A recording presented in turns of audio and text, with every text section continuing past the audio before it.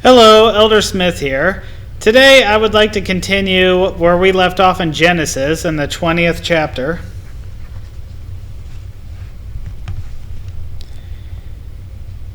And Abraham journeyed from thence toward the south country, and dwelled in Kadesh, and Shur, and sojourned in Gerar. And Abraham said of Sarah his wife, She is my sister. And Abimelech, king of Gerar, sent and took Sarah.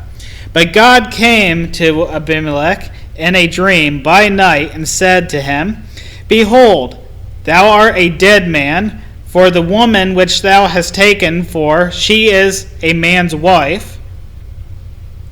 And Abimelech had not come near her, and he said, Lord, wilt thou slay also a righteous nation?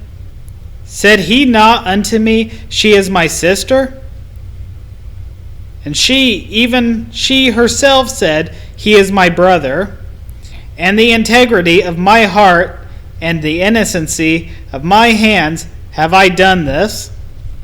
And God said unto him in a dream, Yea, I know that thou didst this in thy integrity of thy heart, for I also withheld thee from sinning against me.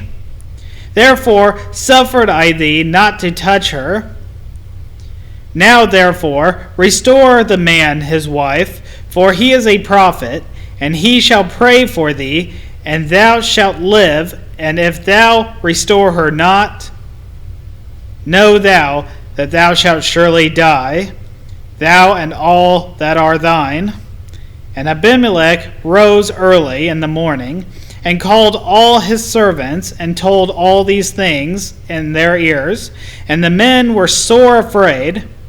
And Abimelech called Abraham, and said unto him, What hast thou done unto us? And what have I offended thee, that thou hast brought on me and on my kingdom a great sin? Thou hast done deeds unto me thou ought not to be done. And Abimelech said unto Abraham, What sawest thou that thou hast done this thing? And Abraham said, Because I thought, surely the fear of God is not in this place, and they will slay me for my wife's sake. And yet, indeed, she is my sister. She is the daughter of my father, but not the daughter of my mother, and she became my wife. And it came to pass, when God caused me to wander from my father's house, that I said unto her, This is thy kindness which thou shalt shew unto me. At every place whither we shall come, say of me, He is my brother. And Abimelech took sheep and oxen and men servants and women servants, and gave them unto Abraham, and restored him Sarah his wife. And Abimelech said, Behold, my land is before thee, dwell where it pleaseth thee. And unto Sarah he said, Behold, I have given thy brother 1,000 pieces of silver. Behold, he is to thee a covering of the eyes unto all that are with thee, and with all other. Thus she was reproved. So Abraham prayed unto God, and God healed Abimelech and his wife and his maidservants, and they bare children. For the Lord had fast closed up all the wombs of the house of Abimelech because of Sarah, Abraham's wife. And the Lord visited Sarah as he had said, and the Lord said unto Sarah as he had spoken. For Sarah, hold on a second. And the Lord did unto Sarah as he had spoken. For Sarah conceived and bare Abraham a son in his old age, at the set time of which God had spoken to him. And Abraham called the name of his son that was born unto him, whom Sarah bare to him, Isaac. And this is the son that God promised Abraham. And Abraham circumcised his son Isaac, being 8 days old, as God had commanded him.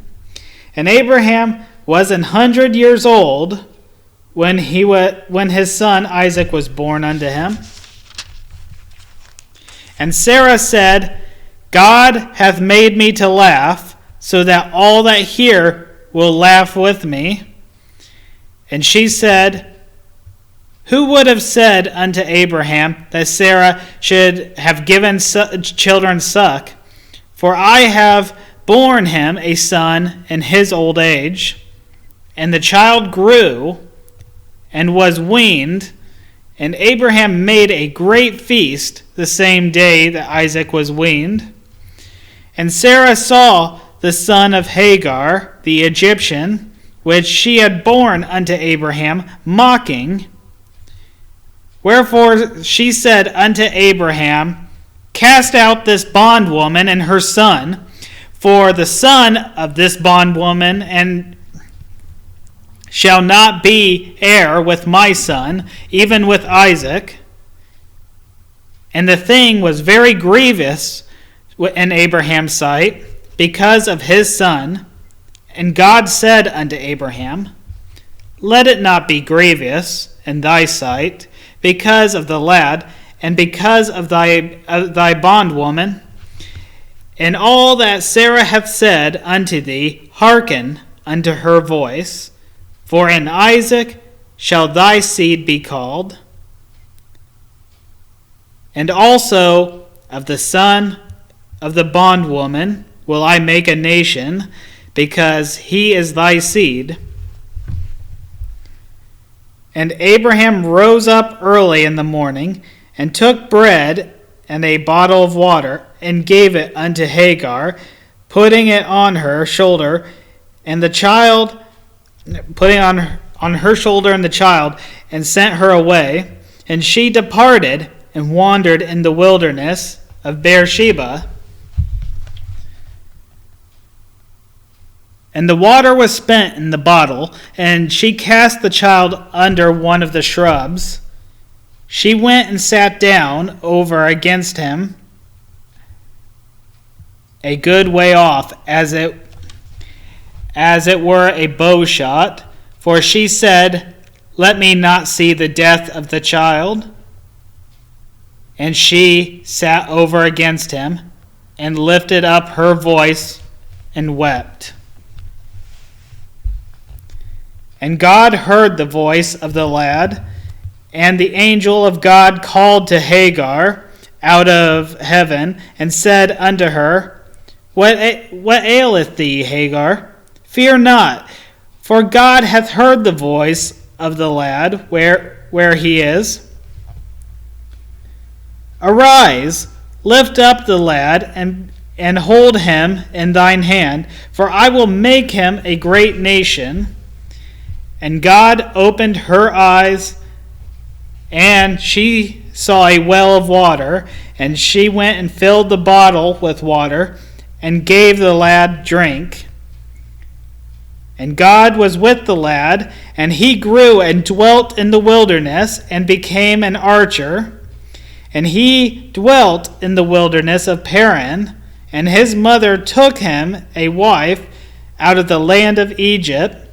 And it came to pass at that time that Abimelech and Phicol, the chief captain of his host, spake unto Abraham, saying, God is with thee in all that thou doest. Now therefore swear unto me here by God, that thou wilt not deal falsely with me, nor with my son, nor with my son's son, but according to the kindness that I have done unto thee, thou shalt do unto me, and to the land wherein thou hast sojourned. And Abraham said, I will swear. And Abraham reproved Abimelech because of the well of water which Abimelech's servant had violently, and Abraham reproved Abimelech because of a well of water which Abimelech's servants had violently taken away. And Abimelech said, I wot not who hath done this thing, neither didst thou tell me, neither yet heard I of it, but today.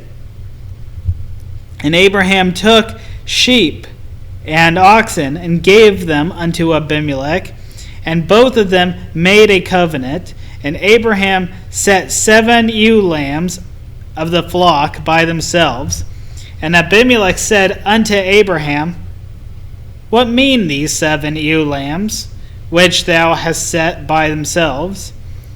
And he said, For these 7 ewe lambs shalt thou take of my hand, that they may be a witness unto me, that I have digged this well. Wherefore he called that place Beersheba, because there they swear, both of them. Thus they made a covenant at Beersheba. And then Abimelech rose up, and Phicol, the chief captain of his host, and they returned into the land of the Philistines. And Abraham planted a grove in Beersheba, and called there on the name of the Lord, the everlasting God. And Abraham sojourned in the Philistines' lands, in the Philistines' land many days. So after all this time of waiting, we finally come to the part where Isaac, the child that God had promised, finally was conceived and born into this world. Of course, as it's also written in the scriptures, God did not forget Ishmael. That God promised Hagar that he would make him a great nation, though he wasn't. Although Ishmael and his nation wouldn't be the promised people of Abraham, God still showed that he was with Ishmael, just in a different way.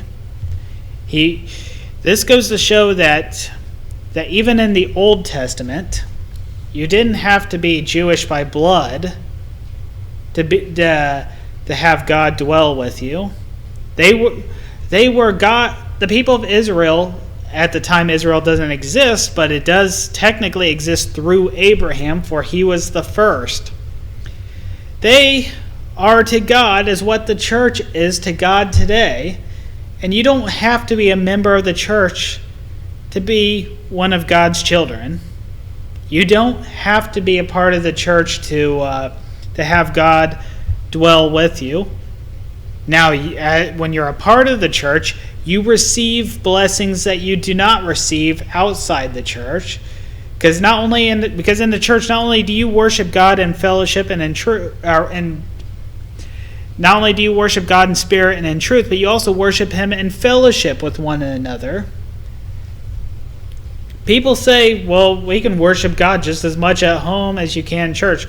You can, but there's a way to worship God here in the church that you can't worship Him anywhere else, and that's in fellowship with one and another. That's all I'm going to cover over today. Remember, the study that show thyself approved, rightfully dividing the word of truth, put on the whole armor of God, and fight the good fight.